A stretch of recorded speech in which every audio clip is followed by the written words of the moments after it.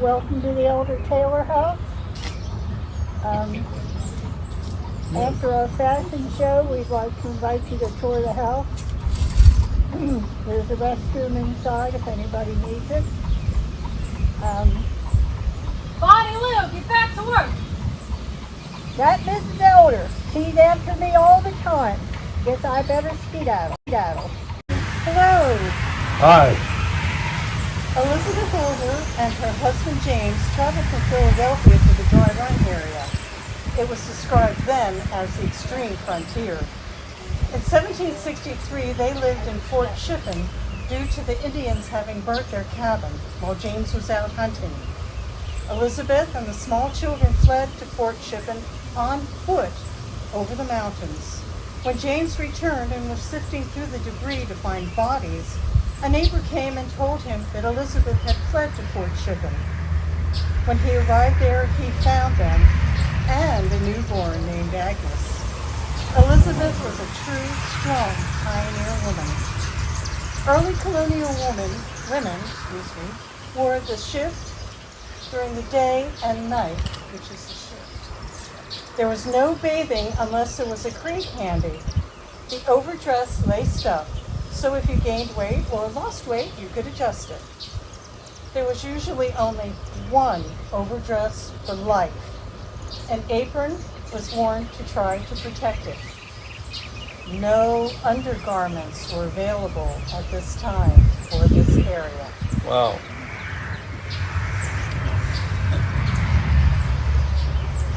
I'm assuming you have some on.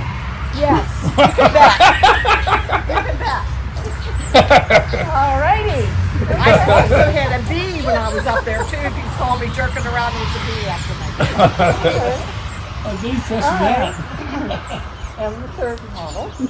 In 1768, James built a stone house which, with the log cabin, became a 4-room frontier tavern, referred to as a shoebang by the Scots and the Irish. Elizabeth had worn a dress like this to show her status because it had grown.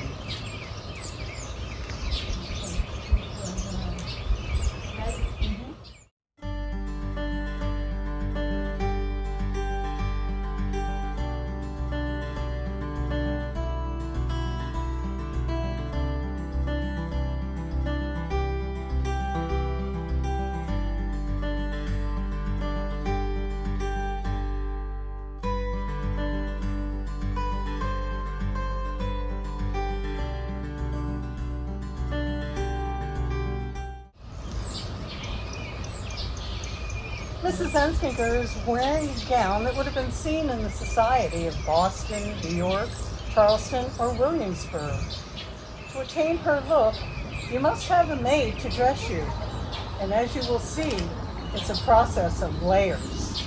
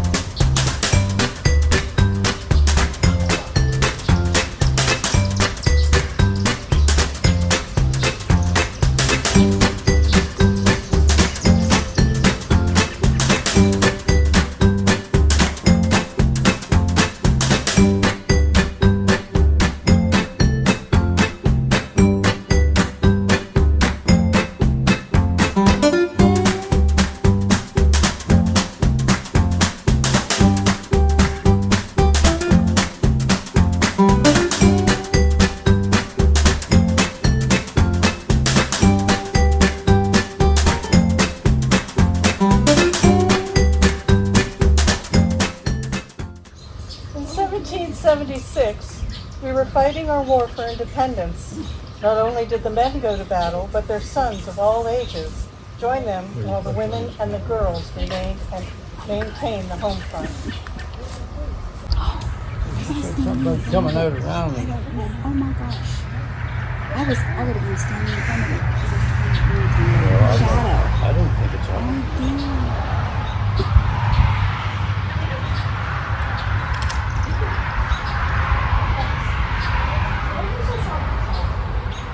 I got that.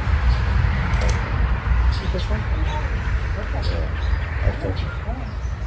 I think it was both cameras.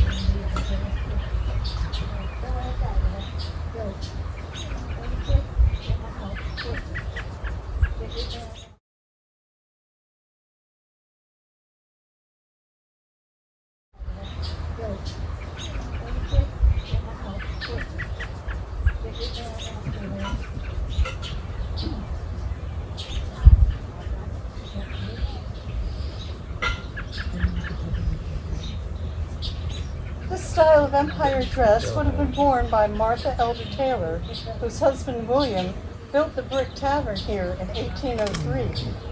The empire style dress was brought to America by Thomas Jefferson's daughters who lived in Paris. It gave up the stays, thankfully, for more freedom of movement.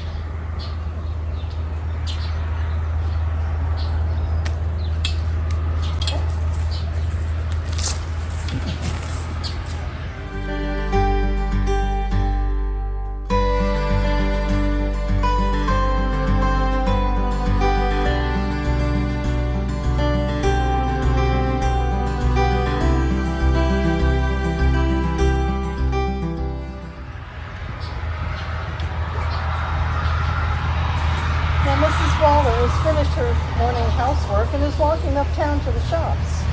Her dress is transitioning from the empire style and has bigger, puffier sleeves. Now, the bonnet, during the 1840s, the bonnet became closely fit and the crown became indiscernible from the brim which crowded around her face. The brim came forward so far that it greatly limited the woman's peripheral vision and made it difficult to see her face except looking straight in front of her. The historians noted the bonnet supplied more than material protection, it supplied a moral check. It was not until up close at the close of the decade that the fair wearer could obtain a glimpse of things only on the straight and narrow path. Now, what are you going to do today? I need some fabric and some flowers, some needles and thread. Happy shopping. Thank you.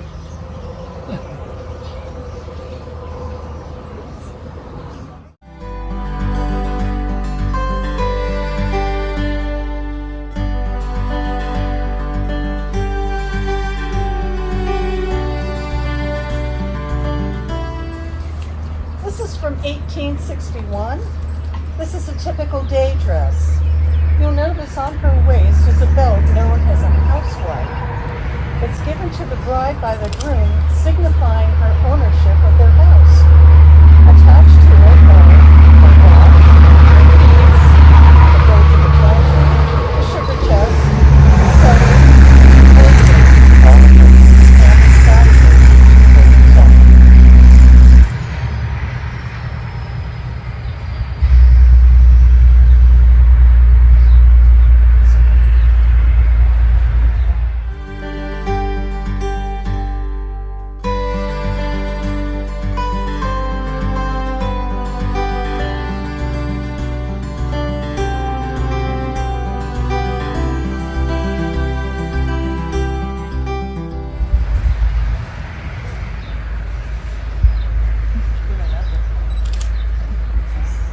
Mrs. Waller and daughter Josie are wearing a day dress.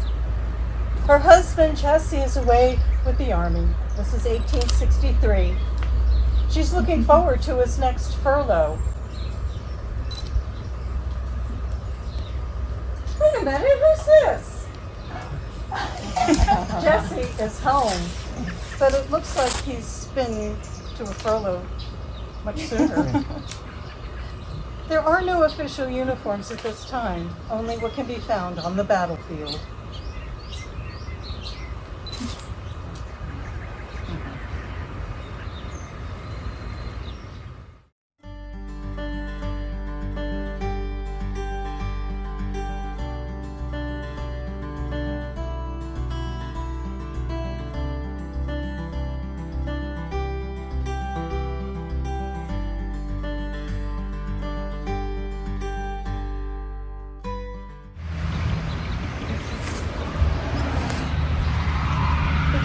1864. This is a dress that's worn by a widow of 1 year.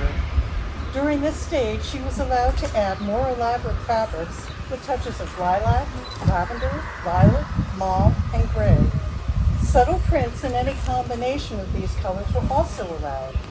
Bonnets were white, lavender, silk, or straw. It is suitable for evening wear. However, no dancing for another year. Note the black lace. It helps delineate that she is still in mourning.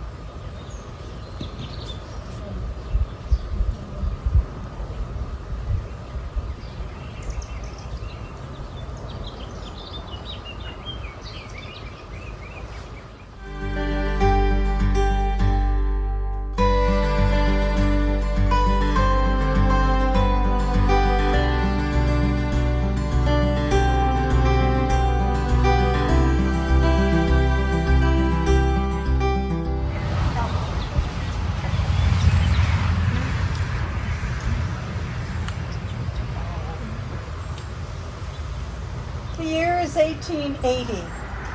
Ainsley is wearing a two-piece dress with a bustle in the back.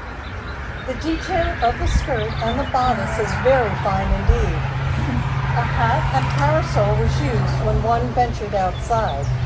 Now please note, this dress is the real thing. It is not a reproduction.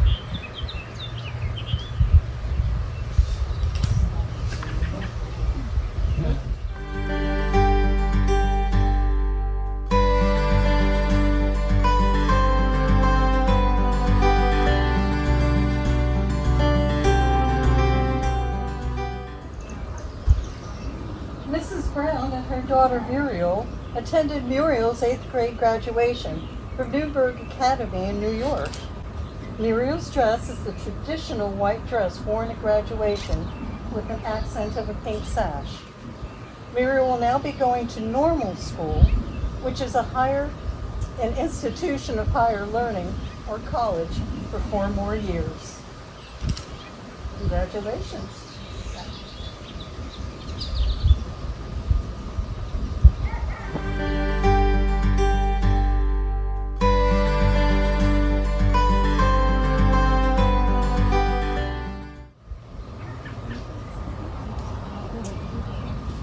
All right, folks, it's 1920. After the rigors of World War I, the young only wanted to enjoy life. The Prohibition became law and speakeasies were in abundance. The shimmy was in. During the Roaring 20, girls rejected the restrictive corsets and floor-length gowns. Ankles, calves, and arms were exposed. Waistlines dropped to the hips or were abandoned altogether. Everyday clothing was simpler and more straight-lined. But for nightlife in the Jazz Age, women still like to be fancy, and dresses for evening wear were ornately decorated with glass beads, tassels, sequins, feathers, and fringe, all the flashier to dance the night away. Some women bobbed their hair and topped off the look with cloche hats, turbans, headbands, and fascinators. Now, if you don't know what a fascinator is, which I didn't either, it's usually a large decorative design of ruffled netting and feathers or flowers attached to a headband or a hair clip. Dance the night away.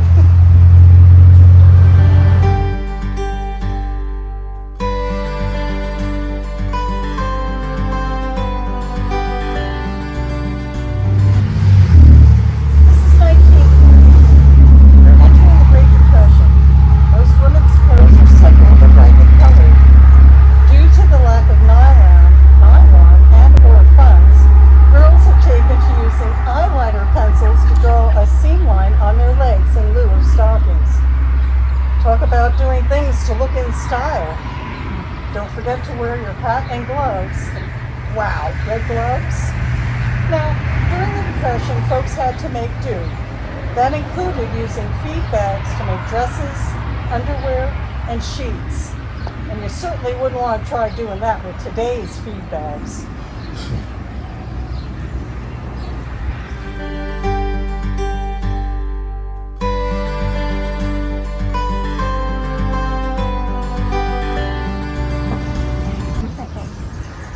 is 1940. Miss Molly is going to a dinner dance for the USO, who is collecting funds for the war in Europe. This simple, elegant dress has silver thread embroidered accents on the shoulders with a playful layers at the bottom.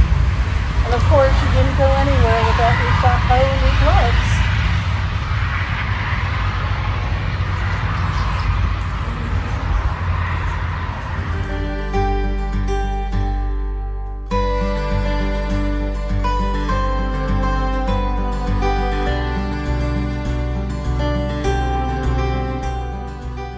Do it all over again.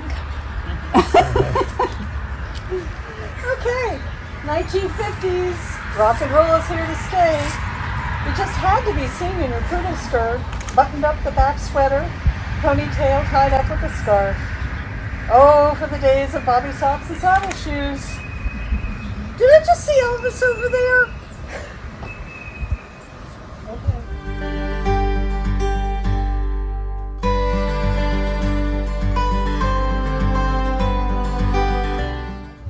And that concludes our show. The models will now parade to give you a look at their wares. Thank you.